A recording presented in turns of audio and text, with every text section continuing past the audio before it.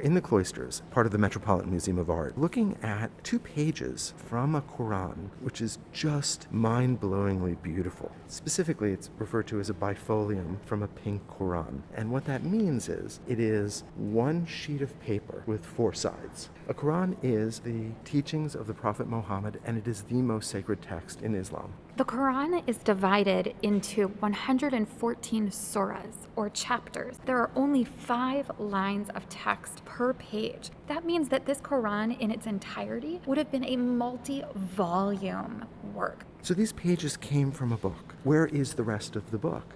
In the 19th century, it became common for art dealers to dismantle manuscripts so that they could sell them for a higher price. We think the Quran was disassembled so pieces could be sold separately, so that these objects could be framed and put on the collector's wall, and so disassociated from its cultural history.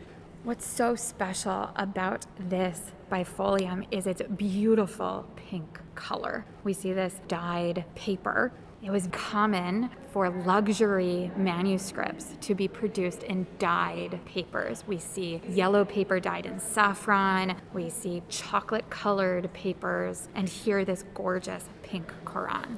It really does glow in the gallery, and it draws your eye onto this magnificent calligraphy. This Quran is an example of a Maghribi Quran. So it's a Quran that was produced in the regions of the Maghrib, the Islamic West. This includes the Iberian Peninsula and North Africa, so modern-day regions such as Morocco, Tunisia, Algeria, and Libya. But this was made in what is now Spain, we think either in the city of Valencia or the city of Granada.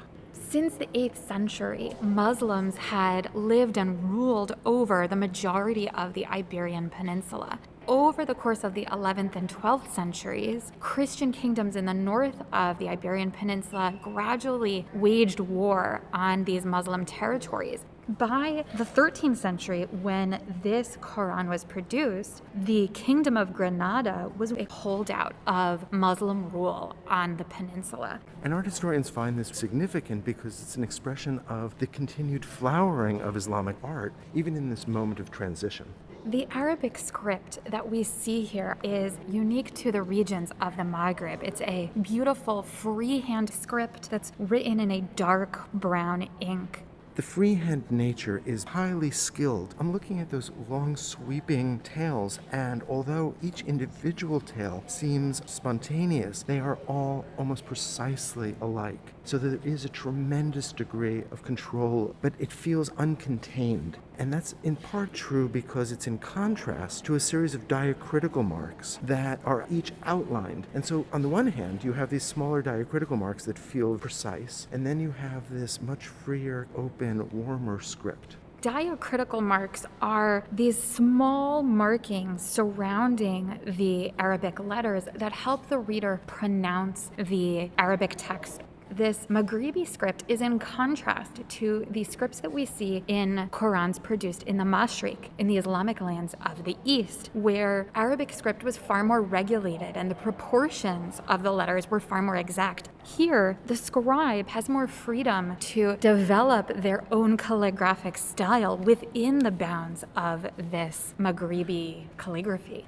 In addition to the Arabic letters, the page is adorned with medallions marking the breaks between each of the verses. They're gilded. There's a beautiful framing device, and then there's an Arabic character within. The Arabic letters correspond to numbers, which help the reader know which verse they are on. In addition, in the top left corner, we see this ornamented teardrop-shaped medallion, and this is called a sajada mark. It indicates for the reciter when they are supposed to bow when they are reading the Quran. This beautiful calligraphy and rich gold gilding, as well as this pink dyed paper, suggests that this originally belonged to a royal or noble patron.